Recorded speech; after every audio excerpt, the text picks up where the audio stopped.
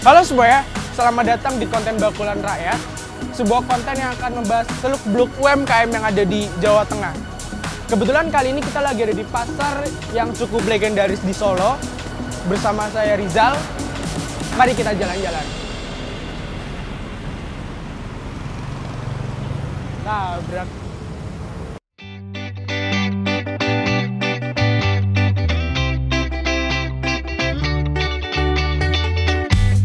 Pasar Gede berlokasi di Jalan Jenderal Urip Sumoharjo, Sudiro Prajan, Kecamatan Jebres, Kota Surakarta, Jawa Tengah. Terletak di seberang Balai Kota Surakarta dan berjarak 1,2 km dari Keraton Surakarta Hadiningrat, serta 600 meter dari Heterospace Solo, pusat kegiatan kreatif dan coworking space. Pasar Gede selesai dibangun pada tahun 1930-an dengan memadukan gaya arsitektur Belanda dan Jawa.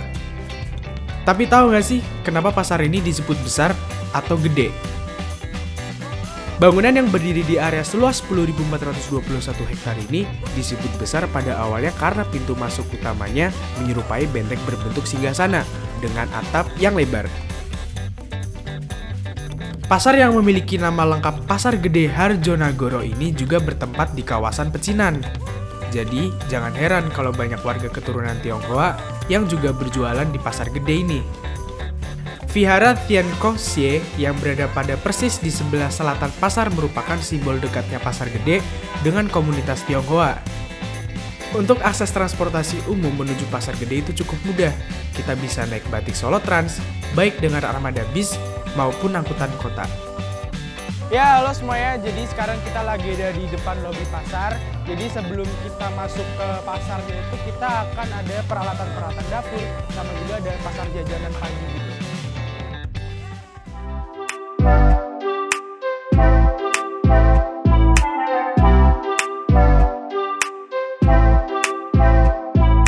Ya, halo semuanya. Jadi sekarang kita mau beli beberapa jajanan di pasar, tapi sebelumnya kita akan menanyai beberapa pertanyaan dengan Ibu Ica. Dan Bu, kalau ini tuh kisaran harganya berapa, Bu? Nah, ini yang 20, oh, ini yang 35. Oh, iya. Ini yang 10-an semua.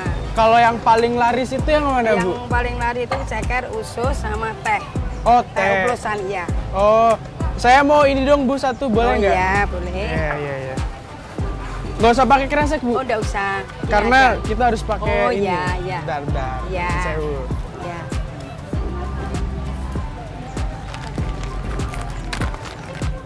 Oh, iya. Ini berapa, Bu, kalau ceker, Bu? Kalau ini 35, Oh, kalau 35. ceker 20. Oh, iya. Ya, Siap, kalau siap, teh siap. 25. Oh, 25. Iya. Ya, siap. Ini kembalinya. Oh, iya, Terima siap. kasih. Terima kasih, Bu. Ya, sama-sama. Jangan lupa pakai tote bag.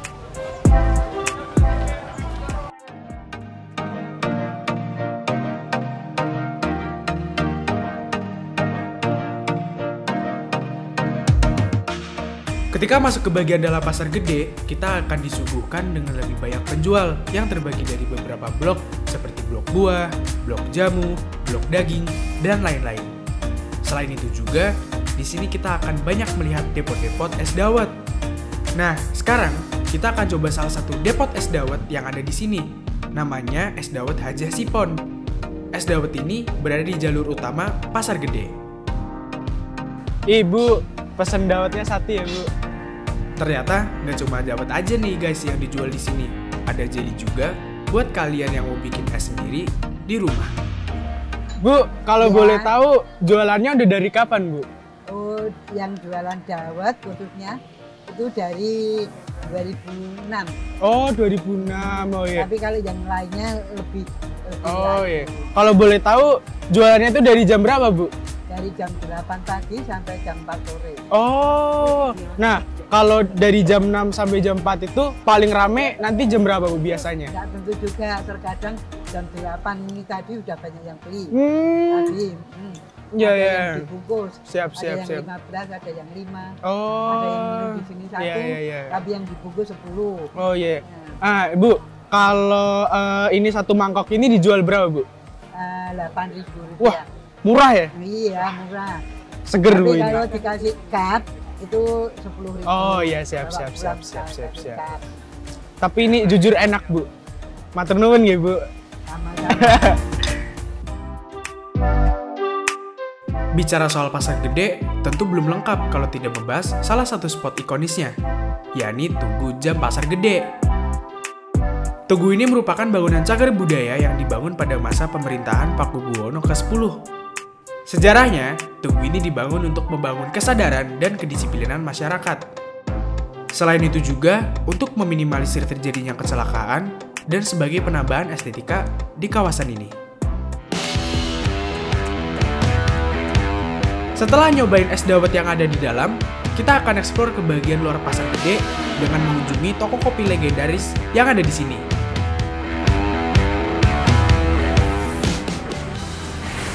Permisi Pak. Halo Mas ya. Tadi bantu. Ini jualan kopi aja tuh bagaimana Pak? Oh iya, ada. Ini kopi yang untuk di rumah. Kopi nanti digiling kalau di rumah. Kalau yang di sini langsung ada nggak, Pak? Ada, nanti dengan banyak. Oh, ada? Ada. Boleh dicoba, Pak? Boleh, Mas. Silakan. Kopi kecil atau coklat? Kopi biasa, Bu.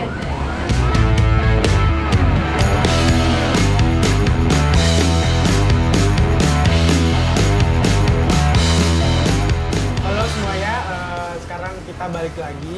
Siang-siang gini tuh enaknya minum kopi gitu, dan kebetulan banget nih saya sendiri lagi ada di Kopi Pojok ya Pak. Iya. Nah, sebelumnya saya perkenalkan juga dulu, selamat datang Halo, Pak Wendy, ya. selamat siang. Halo, Gimana selamat kabarnya? siang. Baik Pak? Baik. Saya sebenarnya pengen ada beberapa pertanyaan Pak tentang Kopi Pojok ini. Iya, iya.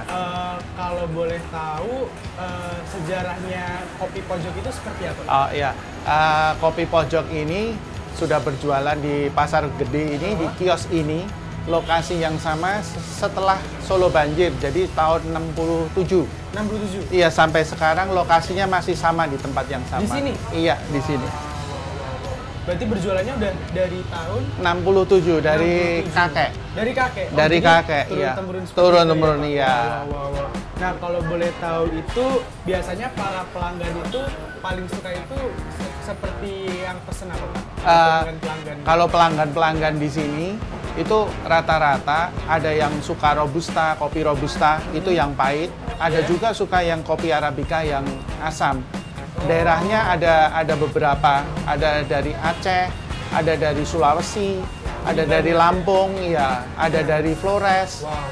dari Nusantara kita Dari ada. satu Nusantara itu semua Iya. pasti ada ya? Iya. Nah, dari satu Nusantara itu yang paling laris, Pak? Nah, kalau yang paling laris, kalau untuk robusta, yang kopi lanang. Iya. Mau coba mungkin? Oh, boleh, Ya, Pak? boleh coba ya. Oh, iya, Kopinya iya, ya, boleh. saya Oh, ambil iya, ya. iya. Kopinya ya. Ayo, boleh, Pak. Emang bisa langsung di... Bisa langsung dimakan. Oh, bisa? Bisa langsung digigit.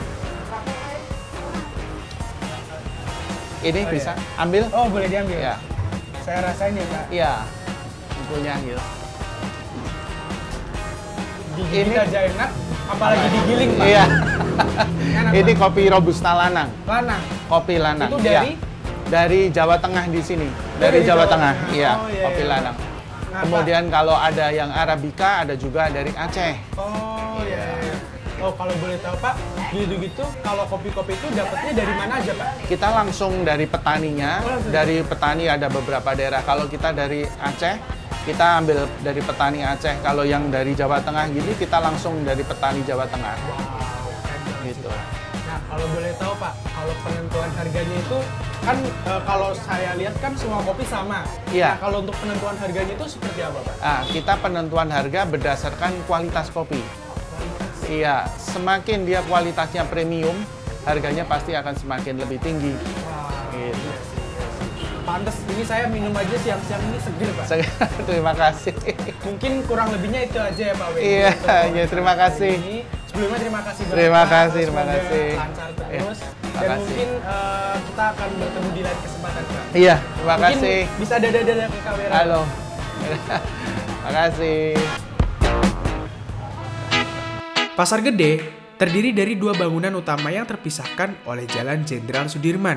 Sebelum direvitalisasi, bangunan kedua pada mulanya digunakan untuk kantor dinas pekerjaan umum atau DPU dan sempat menjadi diskotik selama beberapa tahun. Namun sekarang, Bangunan ini difokuskan untuk pasar buah di lantai 1 dan pusat kuliner berbagai jenis di lantai 2. Di lantai 2 sendiri, kita bisa menemukan kios dimsum, mie ayam, sampai coffee shop kekinian. Salah satu yang paling menarik di lantai 2 ini adalah The French Press Kopi Warung, sebuah tempat makan dengan sajian menu western yang memilih untuk berjualan di pasar. Yang spesial di sini adalah menu yang ada setiap harinya itu selalu berbeda-beda. Tapi, meskipun menunya adalah makanan western, dari segi harga tidak akan begitu menguras kantong kok. Halo semuanya, jadi sekarang kita udah di The French Press Coffee yang letaknya di bagian atas Pasar Gede di lantai 2. Sekarang kita kebetulan lagi bersama owner dari TFP, Mbak Intan. Halo Mbak Intan. Halo, halo. Jadi dari aku sendiri tuh sebenarnya ada beberapa pertanyaan gitu yang masih aku pengen tanyakan gitu. Oke. Sebenarnya dari konsep TFP ini tuh seperti apa Kak? Kurang lebihnya tuh seperti apa? Jadi gini, awalnya itu kadang selalu dikomentarin, Kak, judulnya nggak nyambung dengan warung kita nggak nyambung dengan konsepnya gitu. Karena memang konsep awalnya kita itu sebenarnya mau bikin coffee shop. Ya. Oh, coffee shop. Ya. Oh iya. Jadi kita awalan aku dengan Bob itu pengen bikin coffee shop. Jadi dia asli Solo. Terus aku mau lama di Indonesia gitu. Oh, iya, Terus yuk kita bikin yuk coffee shop gitu kan. Akhirnya kita keliling gitu, akhirnya dapat konsep ini. Iya. Oh iya siap. Jadi awal merintisnya itu? Yes. Jadi kita pengennya keluar menu kopi plus camilan makanan gitu, cuman semakin kesini makanan kita yang banyak keluar. Banyak variannya juga. Iya, terus dan kopi maksudnya kopinya malah justru peminatnya kurang gitu. Akhirnya kita langsung oke, berarti makanan kita nih yang memang jadi ini bestsellernya. Iya, bestseller. Yeah. Oh ya, Mbak, kalau karena variannya banyak nih, karena ini kan makanannya kan western gitu kan. Yeah. Itu tuh bahannya tuh kayak ambilnya tuh dari mana aja, Kak? Oh, kalau bahan sih kita banyak ya untuk suppliernya. Oh, kan. udah ada Ya. suppliernya sendiri gitu. Terus ya? Kita juga ke marketplace, jadi tidak terpatok ya, satu gitu ya. Karena Oh, memang banyak bahan kita yang jarang di luar. Oh ya siap. Jadi jadi karena kita western food, jadi bahan pokoknya kita jarang. Oh jarang. Tidak semua toko jual lah istilahnya. Iya gitu. benar sih. Ya. Nah karena nggak semua toko jual gitu, itu range dari TFP kopi itu harga range-nya per makanan atau dan sebagainya itu berapa Kak? Kalau untuk range makanannya kita dari 10.000 sampai 35.000. 10 sampai 35.000. Ya, jadi gitu semua ya. maksudnya mau tanggal muda, mau tanggal tua. Semuanya sama. Ya, Oh, mau. iya. Pokoknya biar semua bisa jajan di TFP gitu. Kalau jam bukanya itu jam berapa berarti? Kalau untuk jam buka ini Solo ya. Ya. Jadi Solo itu Senin sampai Selasa, Senin sampai Sabtu itu dari jam 10 sampai jam 8. Kita juga ada tambahan di breakfast. Jadi breakfast itu dari jam 7 sampai jam 10 itu dari hari Selasa sampai hari Minggu. Selasa sih. Jadi tapi di Minggu kita ada extend waktu sampai jam 1 siang. Oh iya. Ini kan udah full buka nih Kak. Iya. Nah kalau udah full buka ini, aku sebenarnya ada pengen satu pertanyaan itu. Sebenarnya dulu pas pandemi itu ada kendala gitu nggak pas pandemi? Oh, banget ya. Banget. Itu mungkin semua Iya, sektor semua, kena ya. Benar. Kalau lebihnya seperti apa Kak kalau pas pandemi ya, kita cuman bisanya bertahan. Tapi aku sama Bob komitmen jangan sampai tutup. Oh, jangan sampai tutup berarti ya. Jadi entah mau laku berapa porsi, pokoknya jangan sampai tutup. Bener sih. Sampai titik darah penghabisan, pokoknya kita harus bertahan. Karena kan kita yakin pasti bakal membaik. Kondisi bakal membaik. Jadi ketika kondisi membaik, kita nggak harus mulai dari awal lagi gitu. Setuju banget sih. Iya. Nah, ini ada pesan nggak nih buat UMKM kuliner gitu? 2 kata aja buat UMKM kuliner yang sama-sama lagi berjuang gitu. Intinya Apa aja? sih jangan menyerah. Jangan menyerah gitu Ya, ya. jangan menyerah. Benar Apa sih. ya, maksudnya kita nggak pernah ngerti rame atau tidaknya, berhasil atau tidaknya kita nggak Nggak ada pernah yang tahu ngerti. ya. Kalau kita belum sudah menyerah, ya sudah kita nggak pernah nggak ngerti Siap. apa Benar ya, sih, maksudnya iya. Yang feel-nya iya, we never know gitu ya, ya. ya. Benar. betul.